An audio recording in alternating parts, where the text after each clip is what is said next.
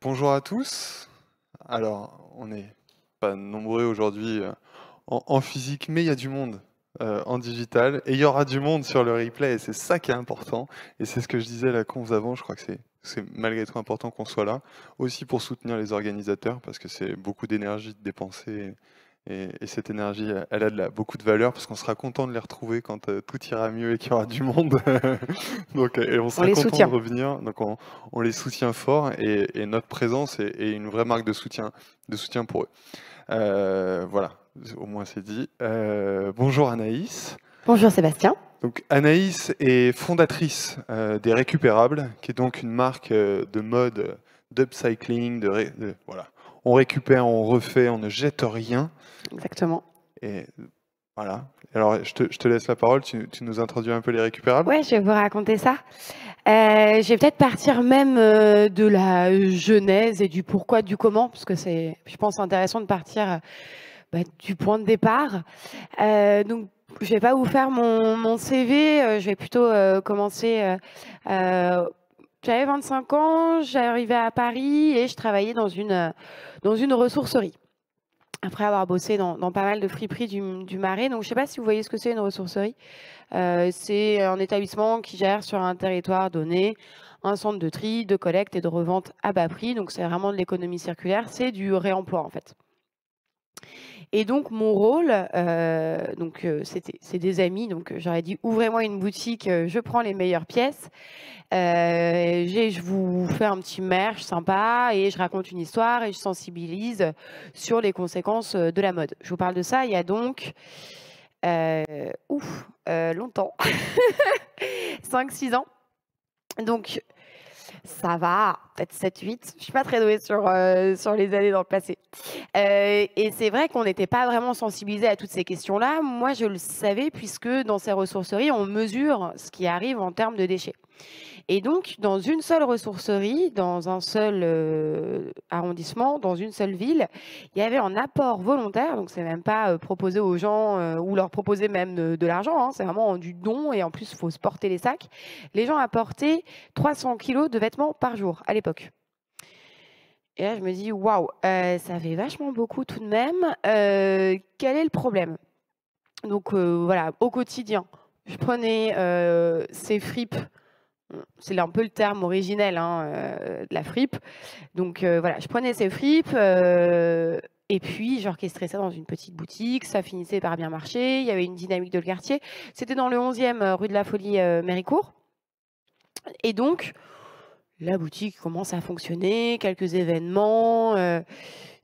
Voilà, c'est plutôt festif, c'est plutôt bon marché. C'est pas encore l'explosion de la seconde main en France et dans le monde. Donc voilà, on n'était pas encore à supplanter le marché du neuf, mais l'intérêt était là. Et puis je me dis bon, c'est bien, ça fait de l'économie circulaire, on remet dans la boucle. Mais qu'est-ce qu'on peut faire de plus? Puis j'avais quand même des velléités de designers et de stylistes, tout du moins, dans un premier temps. Et je me lance à découdre les vêtements, à demander à ma boss si je peux avoir quelqu'un qui coud, donc en service civique. Donc je demande à une copine si elle veut pas venir faire un peu de couture. Je lui demande des trucs complètement impossibles. Je lui dis voilà, est-ce que ce serait possible que tu prennes, donc moi je découpais parce que ça j'avais la compétence, de prendre une veste en cuir et une veste en laine et de mélanger. Et je disais, j'ai appelé ça Versus en hommage à la marque éponyme. Et elle me dit: «Mais ça se fait pas, mais enfin, ça n'existe pas, enfin». Et moi, mon plus gros problème, c'est que ça a été de la pièce unique. Donc j'ai vendu ça à mon ex-belle-sœur qui s'est pointée au bureau, qui a un joli poche chez Chanel. Tout le monde voulait la même. Je me suis dit: «Bon, en termes de modèle économique, peut mieux faire ou alors je la vends 2 000 € et puis c'était pas l'idée, c'est que c'était aussi que ça soit accessible». Donc je me suis dit: «Très bien, il va falloir que je trouve une matière qui est plane, enfin qui n'a pas eu de première couture». Et je me suis tournée étonnamment vers les rideaux, qui est mon premier amour et qui le restera toujours. Et je me dis, voilà, avec ces rideaux, je peux faire de la coupe à plat, parce qu'après, il faut positionner un patron dessus et empiler chaque tissu les uns sur les autres, ce qu'on appelle voilà, de faire un matelas, un matelassé, pour pouvoir couper tout en même temps. Et encore avec les rideaux, c'est pas gagné parce qu'ils sont pas de la même taille. Donc encore aujourd'hui, on est encore sur de l'amélioration et pour que ça devienne un petit peu plus indus. Et donc, partant de ça, je me dis, OK, très bien, comment je vais faire pour aller trouver une manne textile en France? Je me dis, bon, il y a 600 000 vêtements qui sont mis sur le territoire chaque année, rien que dans notre pays, et 80 milliards de vêtements produits dans le monde chaque année. Et ça ne va qu'en augmentant grâce à la fast fashion. Donc, je me dis, c'est simple, je vais devoir identifier en termes de sourcing où est-ce que je peux m'approvisionner. Donc, j'appelle toutes les ressourceries et je commence à faire le tour de tout Paris et je me rends compte que les RER, c'est bien, mais que centraliser, c'est mieux.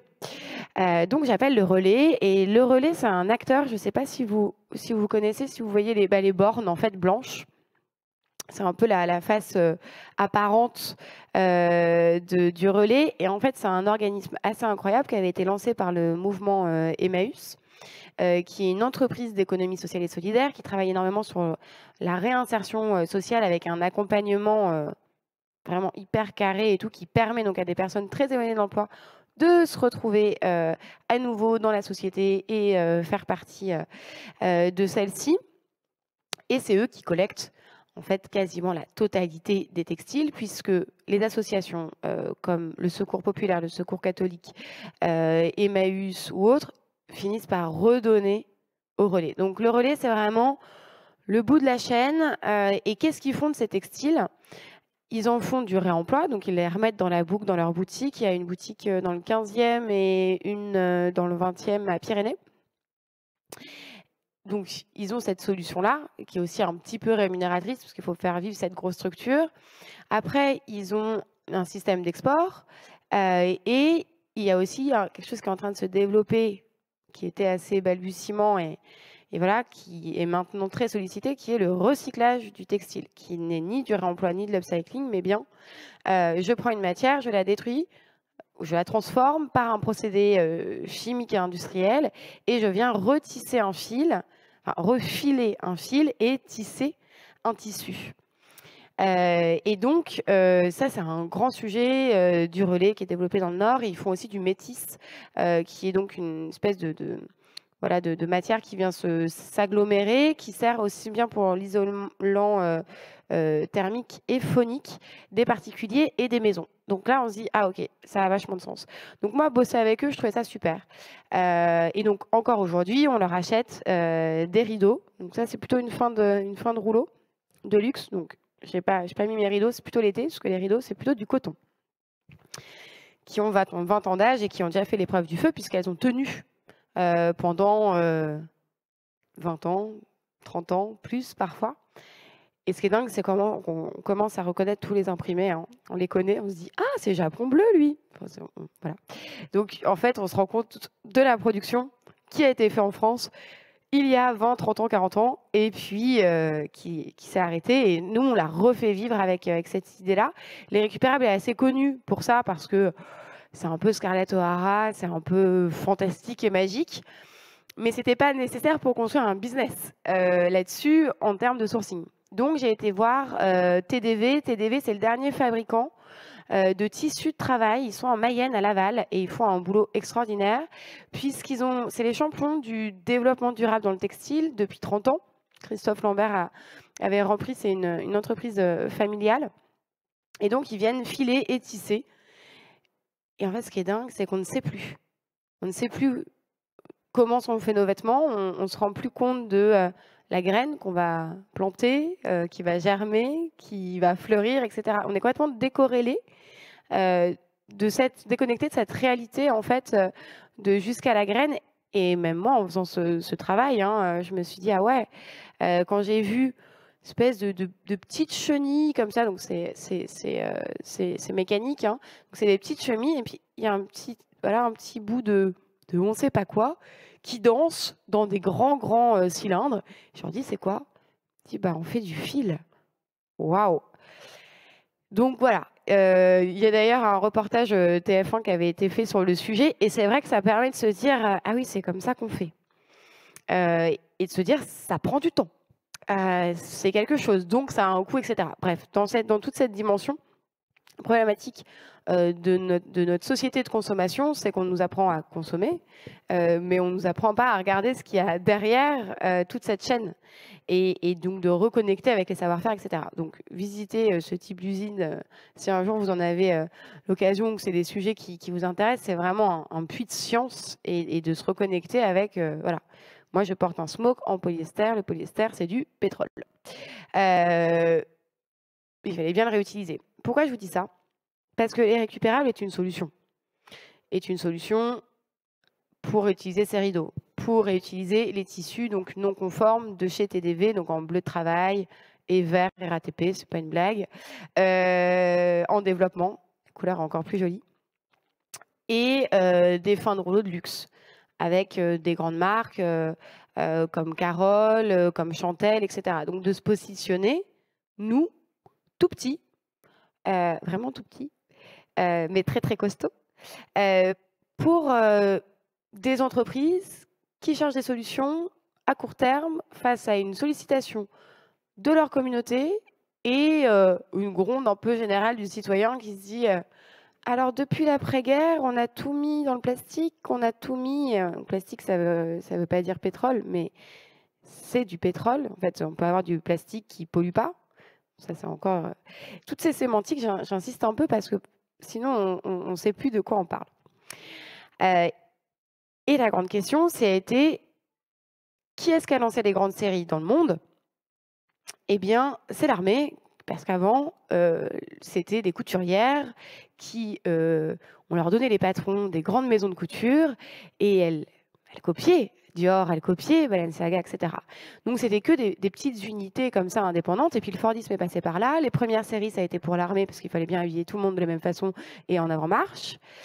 Et puis, après la Seconde Guerre mondiale, il a bien fallu répondre à ce besoin de consommation. Et c'est H&M qui est venu foutre un peu le bazar là-dedans, si je peux me permettre. Excuse-moi, Rémi. D'ailleurs, le directeur RSE a démissionné. Il s'appelle plus Rémi, je crois. En tout cas, c'est un poste qui est très, très dur dans les boîtes de fast fashion qui essayent et qui font bouger les choses, puisque c'est eux qui ont la capacité de le faire, tant en termes de cash que en termes de force de travail. J'ai envie de faire une digression, mais je la ferai après. Et en fait, ils ont dit très bien, on va démocratiser le vêtement. Et on peut complètement les remercier pour ça, c'est-à-dire que ils ont permis de rendre accessible la mode à tout le monde et au petit budget. La problématique, c'est qu'aujourd'hui, il y a un trop-plein, il y a un épuisement des ressources naturelles. Le bilan, je pense que vous le savez, je vous parle de 80 milliards de vêtements dans le monde. Les conséquences... les Ouïghours, je crois que ça y est, tout le monde est au courant. 70% à 85% des nappes phréatiques polluées en Chine. On parle de la nappe phréatique, donc c'est le corps du... Enfin, voilà, on peut pas descendre plus loin. Ils sont pollués à cause de la teinture. Donc en fait, on se rend compte que cette économie du textile, elle est énorme. En France, le plus rémunératrice, mais en termes de damage sur l'environnement et sur la société, c'est catastrophique. Je ne sais pas si vous avez une idée, combien de litres faut-il pour teindre un seul jean? 5 000, 10 000, 15 000, 20 000? Bon, je m'arrête à 15. Un t-shirt, c'est 2 à 6. Ça dépend d'où on les fait. Donc, fort de ce constat, il s'agit de culpabiliser personne et simplement de prendre des solutions. Et les récupérables est une solution. Elle est une solution court-termiste, à date, pour fermer le robinet et l'hémorragie textile. On a de la chance de travailler avec des fournisseurs incroyables comme TDV qui font du coton recyclé, du coton bio, du polyester recyclé, avec Philéa dans le nord aussi, dans l'est, pardon. Je suis du sud, alors pour moi le nord c'est vague. Dans l'est, qui travaille avec des matières bio, etc. Donc on réutilise des matières bio, on réutilise des matières qui sont faites en France, mais elles ne le sont pas toutes. Et c'est en ça que c'est pas une solution pure et parfaite où tout n'est pas certifié bio. Ça c'est un smoke, ça s'appelle un smoke parce que bref. Je ne vais pas rentrer dans la technique du tissu, ça serait complexe, mais en tout cas, ce qu'on peut lui reconnaître, c'est qu'il est très joli. Je ne vais pas le laisser sur le carreau parce que c'est du polyester. je vais lui dire, bon, mon coco, tu vas avoir une chance de finir dans le dressing de la communauté récupérable parce que tu existes. Donc, la solution, elle est bête et méchante. Elle dit, chez les récupérables, tout ce qui existe peut avoir une deuxième vie. Peu importe l'origine, du moment que ça soit fait en France ou en Europe très proche, et on a des réglementations qui sont déjà assez bien établies. Et puis, on essaye d'intégrer un maximum de bio, et on est en train de réfléchir et de se rencontrer avec la Fédération du lin, qui est une matière assez incroyable. Donc je le fais un peu dans le désordre, parce que comme ça fait quelques années que je présente, je me fais moi aussi des petites variantes, mais ce qui m'intéresserait, c'est aussi d'avoir voilà, vos retours. Je poursuis, là, je vous ai fait la genèse et le constat. Je vais poursuivre un peu sur l'objectif mode et le développement et un peu le digital. Mais après, vraiment, n'hésitez pas à me poser des questions pour creuser les sujets qui vous intéressent. On n'est pas nombreux, profitons-en. Et puis, pour les amis du net, je reçois vos bonnes ondes. Donc, partant de là, je me dis, c'est très bien, sauf que proposer un produit qui soit pas vraiment mode, pour quelque chose qui s'appelle mode responsable ou mode consciente ou mode éthique, ou voilà, tous ces termes, c'est bien, mais il faut d'abord que ce soit mode. Et quand j'ai lancé la marque, c'était encore stigmatisé avec le bonnet péruvien, la toge en lin. C'était pas forcément glamour, ou en tout cas, ça donnait pas envie de faire les premières pages. Donc, il a fallu que je dessine des choses qui soient d'une portable, et en même temps, on se dit ah, c'est coupé. Ah, je me ressemble qu'à moi-même, et surtout, je me sens canon. Donc ça a été un grand sujet. Et puis, je pense que c'est plutôt les vêtements qui parlent d'eux-mêmes, et notre site internet qui peut être le reflet de cette esthétique sans vantardise aucune. Mais le beau, c'est primordial, et parfois, ça avait été délaissé. Aujourd'hui, il y a une diversification. L'offre de mode responsable est plus importante, donc il y a des super choses, mais qui sont souvent aussi un peu basiques. Donc là, l'idée, c'était quand même d'avoir un produit qui soit designer, avec des coupes qu'on voit pas partout, et surtout qu'on peut porter de différentes façons, dans différentes saisons, et qu'on soit à l'aise dans ses vêtements. Ça, je l'ai piqué à petit bateau, parce que sinon, ça sert à quoi si on peut rien faire dedans? En tout cas, c'était pas si évident que ça dans le contexte il y a 4-5 ans en termes de projet. Et ensuite, il a fallu développer cette activité et la distribuer. Et quand on est petit et qu'on n'a pas de fonds, eh ben, on trouve des solutions. Donc, ce que j'ai fait, c'est que j'ai appelé des restaurateurs avec des espaces assez incroyables, des galeries, des appartements, et j'ai appelé à des ventes secrètes. Et je leur disais, bah, écoutez, nous, on ramène les pièces, on ramène les portants, on orchestre tout ça, et on invente une boutique, et on invite la communauté à venir. Et ça a été un point de départ qui a permis de créer des liens très forts avec des gens qui avaient envie, bien sûr, qui avaient envie de se faire plaisir, qui avaient envie d'acheter de la sape, mais qui ne voulaient pas que ce soit au détriment de toute l'immondice qu'on connaît bien aujourd'hui, et qu'on ne connaissait pas encore vraiment bien il y a quelques années. Depuis, on est distribué au Galeries Lafayette, chez le centre commercial dans le 10e, sur notre site internet, c'est une grande bataille, sur Shopify. Et depuis 1 an, on a une boutique à Barbès. Pourquoi Barbès?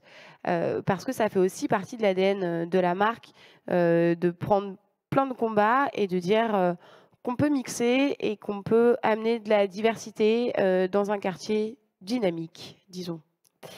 Et c'était important. On travaille beaucoup sur la prod avec l'atelier et la coopérative de la Goutte d'Or, donc qui sont plusieurs coopérateurs qui sont à leur compte, et c'est toutes ces petites échoppes qu'on peut voir. Et ben nous, on a décidé de leur faire confiance et de travailler avec eux sur la confection. Donc grosso modo, on leur donne des patrons, du tissu, une fiche technique, les étiquettes qu'on va avec, et puis après, on se débrouille pour être très présent et pour les accompagner dans la confection. Aujourd'hui, vous parlez de la production. En France, c'est compliqué. J'adore mon pays, hein. Mais la confection en France, elle est complexe parce que l'économie est fragile, c'est cher, Les ressources et les infrastructures, parfois sont pas au top. Et qu'en plus de ça, une pièce ou un pantalon, on a 7 ou 8 références dessus. Et 7-8 références où il y a du coton, du lin, de la laine, du polyester, de toutes les couleurs. Un atelier, il n'est pas très habitué à ça. Et c'est la force de l'upcycling, c'est qu'on a peu de matière dans chaque. Donc nous, on est super contente en termes de clientes parce qu'on sait que tout le monde n'aura pas le même pantalon. On n'aura pas celui de sa voisine, et tant mieux. Mais en termes de prod, en termes de réglage de machine et de changer les fils et d'adapter la technique et parfois de rajouter des finitions en fonction d'une matière, c'est un peu complexe. Donc aujourd'hui, on travaille. Est-ce que je l'annonce là tout de suite en live? Allez, je peux, hein. De toute façon, il va falloir que ça sorte. Je vais me faire accompagner pour la communication là-dessus. Je vous le dis un peu en prime time. On a décidé, suite à des rencontres, de travailler et de confier notre production à des opérateurs et surtout des opératrices en centre pénitentiaire. Donc ce sont des personnes qui sont en détention, qui n'avaient pas la compétence, et la couture, ça ne s'apprend pas en un jour, c'est comme Rome, hein, c'est un long apprentissage. Et l'idée, c'était d'aller plus loin dans l'insertion. On travaille déjà avec Marseille, qui est une association et qui travaille exclusivement en insertion, donc avec des personnes qui sont éloignées de l'emploi, et de maintenir leurs emplois et de leur apprendre des savoir-faire. Là, avec l'insertion, c'est encore plus que ça, c'est apprendre un métier. Et avec la relance économique et le dynamisme des territoires en France, et j'espère une relocalisation certaine de certaines entreprises et surtout du textile, pourront avoir un emploi assuré à la sortie de cette période difficile.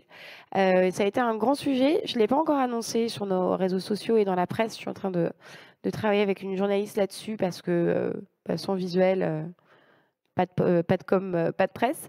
Donc, on part visiter la semaine prochaine avec la responsable de production chez Les Récupérables, qui est Clara. Et c'est un projet qui me portait vraiment à cœur et qui a été très bien accueilli quand on l'a dit en one-to-one à de la famille ou à des amis. Et j'espère que ça sera bien compris parce que l'enjeu est vraiment extrêmement valeureux et important, je pense, pour des personnes dans ce type de situation personnelle et professionnelle. Donc voilà, donc la prod, c'est Marseille. Avant, c'était Soissons, l'atelier a fermé. Paris avec Coco et Rico. Coco et Rico, j'avais fait ma production avec eux il y a 4 ans pour Ulule, qui avait bien fonctionné. Et donc là, on a refait appel à eux. Et puis, du coup, c'est centre de détention. Voilà, je vous ai parlé de la prod, je vous ai parlé de l'origine, du pourquoi, du comment, des rideaux, du bleu de travail, des matières de luxe et comment on peut être petite solution pour racheter du tissu à des grandes marques. Sur le digital, alors moi j'ai quand même un gros stigmate. Je disais à mon prof d'informatique, j'avais 18-19 ans en même temps, je disais mais Monsieur Fournier, vous êtes sûr là? Parce que perso, moi ça me fait mal aux yeux, puis c'est pas très joli. Je vais peut-être pas venir à tous vos cours, hein. Donc voilà, tête à claque de 18 ans à la fac. Aujourd'hui, je passe le plus clair de mon temps sur mon ordinateur, dans mon téléphone, et en brief avec les équipes quand même, et un peu avec mon stylo aussi pour dessiner. Mais c'est vrai que, voilà, si on m'avait demandé de voter à cette époque-là, j'aurais pas été l'électorat à suivre.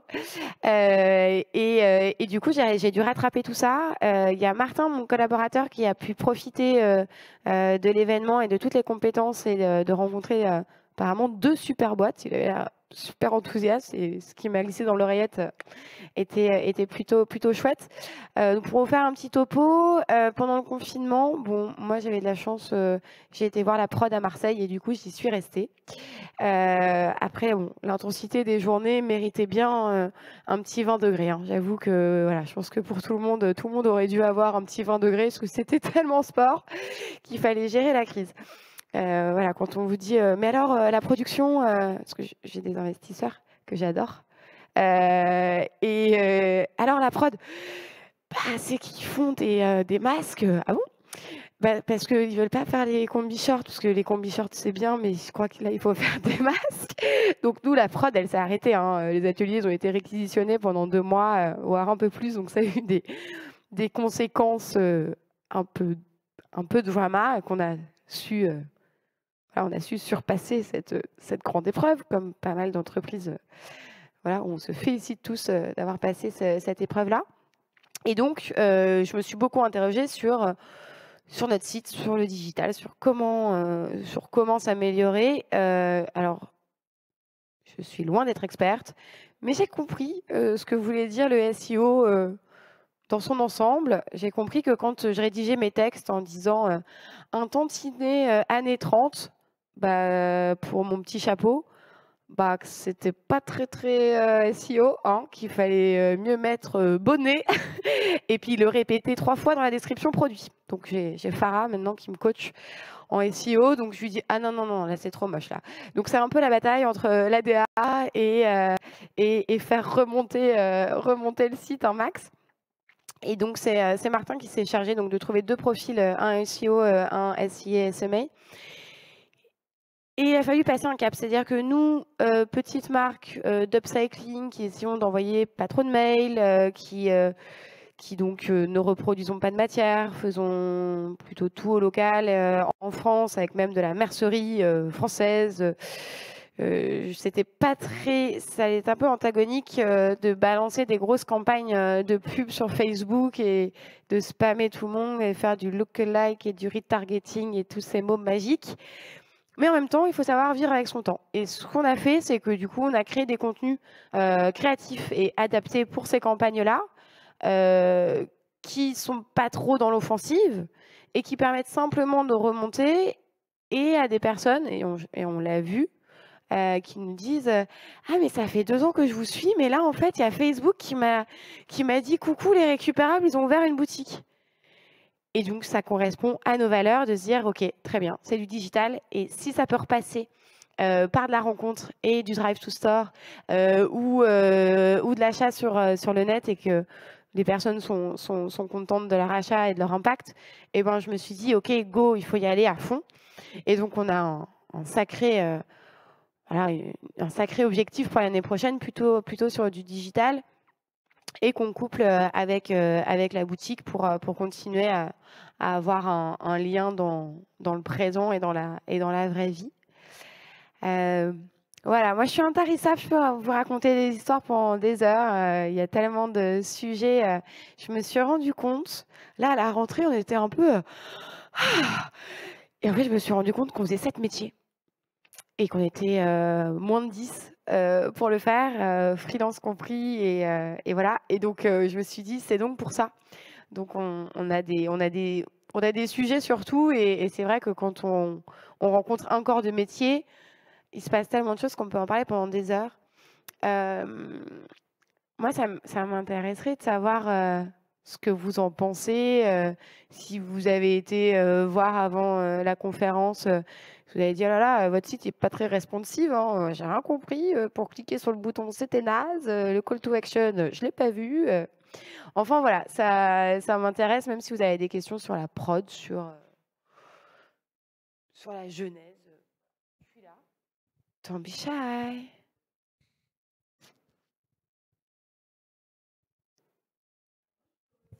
Ouais. Ah, merci.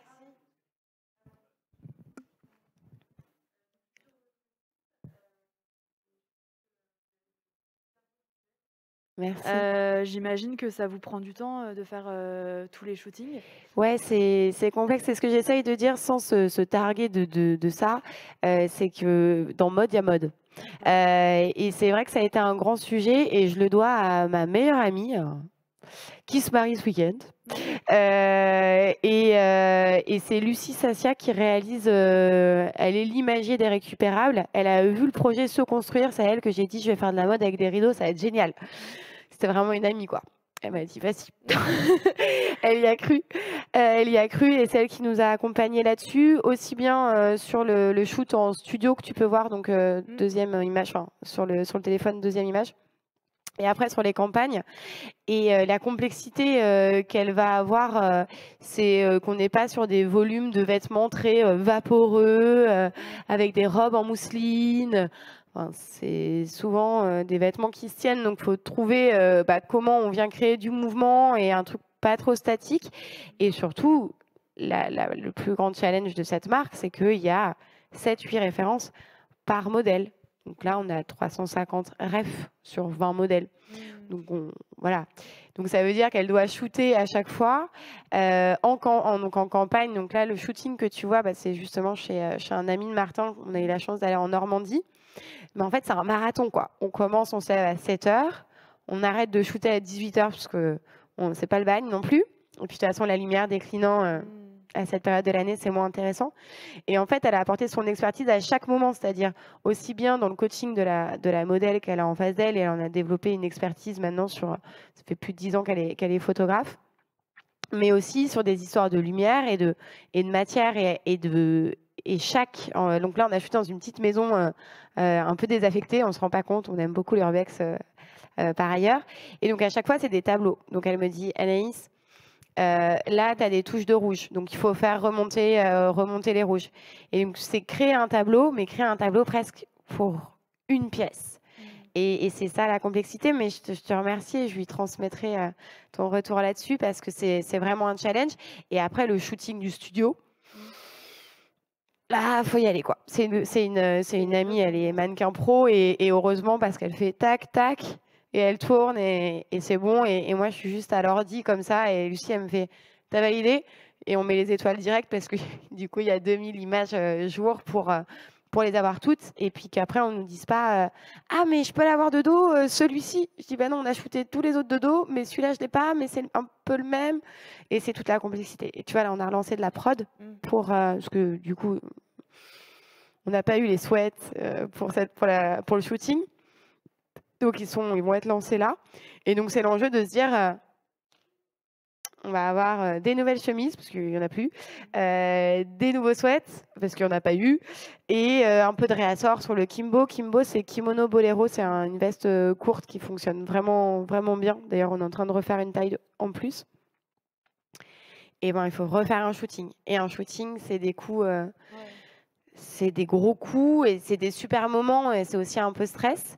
Et du coup, avec Martin, on s'interrogeait sur comment on peut faire sans toute cette infrastructure d'une ou deux journées de shoot.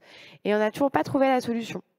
Donc la solution annexe aujourd'hui, c'est de shooter dans la boutique. Quand je suis partie, notre CM, la Teresa, elle était en train de shooter, il y a des clientes qui arrivaient.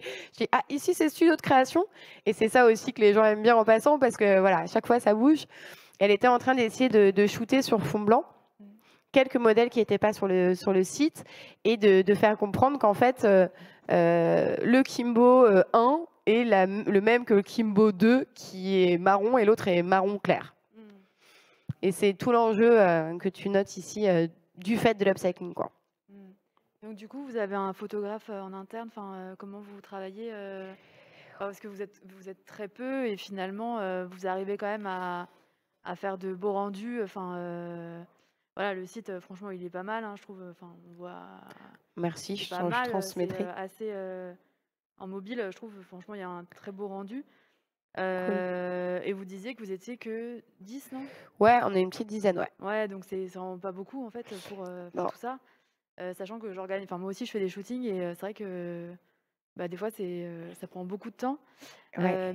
Du coup, en termes de ressources humains, vous avez donc quelqu'un au SEO, quelqu'un en SEA. Ouais. Vous avez, j'imagine, du coup, photographe, graphiste. Comment vous fonctionnez? Ouais, c'est ça. SEO, SEA, il y a donc deux free. Photo, c'est Lucie Sassia. Après, elle prend son assistant en plus, surtout pour le studio, parce que la light, ça ne s'invente pas. Hein. Et puis, il faut que ça aille vite. Et puis, après, il y a Clara qui gère toute la prod, la logistique, le stockage, le référencement et le sourcing. C'est-à-dire qu'une fois que j'ai choisi, que je lui ai demandé son avis en lui disant, bon allez, vas-y on y va, on achète 200 mètres, faut être sûr de son coup.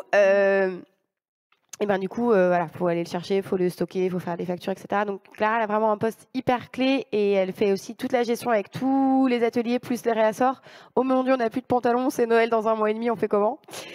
Donc Clara, elle a vraiment un poste clé et Martin, il va nous épauler en allant voir. Souvent, c'est des appels entrants. Il est très bon en prospect, mais il a souvent aussi des appels entrants pour faire des collabs avec une marque de chaussures, avec une grosse marque de vêtements, avec un tapissier, et il nous aide aussi sur le sourcing. C'est-à-dire que le sourcing, c'est un peu le nerf de la guerre. Celui-là, par exemple, c'est une pièce de l'hiver dernier que j'adore, que j'ai dû porter tous les jours, que j'ai ressorti aujourd'hui, j'étais bien contente. Et bien celle-ci, il n'y en a plus, et il n'y en aura plus. Et moi, je suis toujours un peu waouh, comment on fait next step? Donc Martin, il va m'accompagner sur les salons sourcing, et parfois il y a des façonniers qui nous contactent directement, ou même des marques, mais derrière, il faut aller négocier, il faut montrer patte blanche, il faut faire une presse, il faut leur monter la traçabilité de leur matière. Donc ça, Martin, il est très compétent sur ces sujets. Et puis après, il orchestre aussi tout le travail en digital avec SEO, SEA, SMA. Il est secondé par Teresa qui est là pour 6 mois, qui est en reconversion et qui se débrouille hyper bien, qui avait lancé un blog d'upcycling pendant le confinement, qui a cartonné jusqu'à ce qu'on la repère et jusqu'à ce qu'elle nous dise « Hey, je veux faire mon stage de reconversion chez vous ».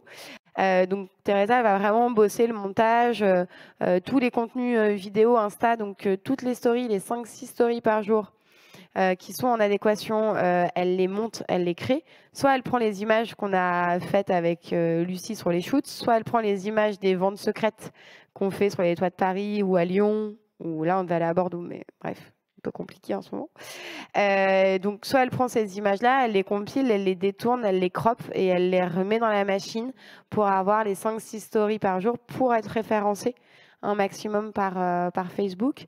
Et après, la boutique, c'est Anaïs Minier, qui est une de mes premières clientes, même avant la campagne Ulule, c'est pour te dire, qui après m'avait demandé un stage, qui voulait aussi faire une reconversion et qui est aujourd'hui notre responsable de boutique. Et la boutique, elle marche vraiment très bien fin de semaine et surtout les samedis. Et puis là, on va même ouvrir quelques dimanches. On se divise un peu les tâches. Et puis après, il y a la modéliste qui fait donc les patrons. Et là, c'est sport, c'est Sophie. Et voilà, elle a un sacré background et des compétences assez dingues parce que j'aime vraiment que les vêtements soient carrés quoi, dans leur coupe et dans leur confort. Donc voilà la petite équipe. Moi, j'avais une petite question sur le passage à l'échelle. Demain, tu as un best-seller, tu peux pas l'avoir à vie, contrairement à Agnès B avec son cardigan ou avec d'autres marques. Alors, c'est une bonne question, Sébastien. En fait, notre best-seller, c'est le Kimbo, le crop top en été et le pantalon crabe et la combi. C'est vraiment ceux qui ressortent le plus dans les ventes. Et en fait, ça peut continuer d'être ma vache à lait, sauf que l'idée, c'est d'avoir plus de matière et d'arriver à cibler quelle matière on veut à l'instant T pour que les ventes suivent derrière. Mais c'est des modèles qui reviennent et qu'on appelle nos intemporels et qui existent et qui sont scalables parce qu'en fait, c'est le même patron. C'est simplement la matière, et la matière, ça joue. Je vous fais ça en laine ou en polyester, aucun intérêt, quoi. Donc du coup, c'est aussi la matière qui m'influence. C'est-à-dire que j'aurais pas récupéré et acheté ce stock, j'aurais pas fait de doudoune parce que j'aime pas ça. Mais je me suis dit, tiens, c'est chouette si on peut faire une alternative à la doudoune que je trouve pas exceptionnelle, qu'on trouve un peu partout. J'y vais. Donc c'est plutôt la matière qui influence. Et si ça marche bien, alors on garde le modèle et on le reprod pour l'année suivante. Tu vois, là, les capes, elles n'étaient pas prévues au programme. Il nous en restait juste 2-3. Il y en avait plus le week-end dernier. J'ai dit, OK, on reproduit maintenant. Donc, on est un peu sur de la prod en flux tendu, quoi. Et on rappelle l'atelier et on leur dit on sait que tu as la matière, nous dis pas que tu l'as plus. La dernière fois parce que c'est complexe de gérer de la matière pour les ateliers et ils sont pas vocation à être stockeurs non plus. Mais celui de Marseille, et merci Saouda, si tu nous vois sur le replay, elle nous stocke un peu les matières. Donc on peut en flux tendu rappeler l'hiver d'après et dire on sait que tu l'as tartan rouge, fais-nous 50. Et du coup, on peut relancer. Et elle a le patron, etc. C'est un peu en responsive. Et c'est Clara qui fait la symphonie. Souvent, je me réveille avec une idée. Et le soir, Clara me dit « c'est bon ». Et tu parlais d'avoir des investisseurs. Enfin, tu as des investisseurs, tu l'as dit. Ce business un peu, comme je dis, qui a l'air être quand même un peu difficile, enfin difficile de par le fait que la scalabilité, elle n'est pas assurée à chaque fois, etc. Ça leur fait pas peur? En fait, je leur ai démontré que la scalabilité, elle pouvait s'opérer dès l'instant où les modèles avaient fait leurs preuves. Et je te citais les 4 intemporels. Et donc, en fait, c'est à moi de voir que quand le velours rose poudré a super bien marché, eh ben, il faut retrouver du velours rose poudré. Et ça se trouve. S'il faut absolument des imprimés fleuris, on va trouver de la matière. En fait, il y a beaucoup de matière en France. Je ne pensais pas à ce point-là. J'ai dû me le prouver à moi-même et leur prouver pour leur dire la matière, il n'y a pas de souci. Et dans leur board, il y avait une personne du textile qui leur a dit non. Elle se débrouillera toujours pour trouver de la matière assez incroyable et des stocks vintage, etc. Et là, je m'interroge aussi sur acheter des plus gros volumes. Aujourd'hui, on n'achète plus des toutes petites fins de rouleaux parce que j'ai décidé que c'était très joli. On va acheter un petit peu plus gros sur une autre quantité ou faire un mix and match dans le vêtement lui-même pour économiser la matière et pour pouvoir avoir plus de séries. C'est vraiment une histoire d'économie d'échelle et tu le décris bien. Ça les a convaincus et puis c'est un fonds aussi qui a impact. On était un de leurs premiers investissements et ils ont vu que voilà, donc le secteur textile, c'est le transport en aéronautique et en bateau, donc tout ce qui est naval réuni en termes de pollution. Donc, je pense que pour eux, c'était important de prendre le risque avec nous et de voir comment on allait grandir. Et donc là, en deuxième scoop, vous avez de la chance aujourd'hui, on va produire un jean. Mais pour ça, je voulais avoir une matière assez incroyable, faite en France, 100% coton, avec juste un seul % d'élastane, voire 2, grand max. Parce que sinon, ça se détend et la durabilité du produit, elle est moins là. Et donc, ça y est, on a trouvé cette matière et on a trouvé un stock assez conséquent. Et donc, du coup, on va pouvoir le lancer en précommande. On va faire la coupe, je l'ai déjà, mais je pense que c'est important aussi de faire participer les gens à l'aventure. J'hésite encore à faire un crowdfunding ou le mettre directement en précommande avec Shopify qui permet avec une appli de faire ça. Mais c'est en développant d'autres gros projets et d'ouvrir en diversifiant en fait l'offre de la marque qu'on devient de plus en plus scalable aussi. Oui.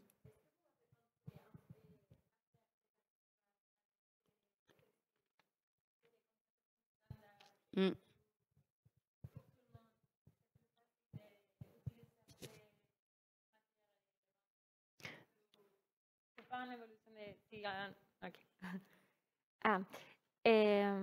Oui, c'est ça seulement.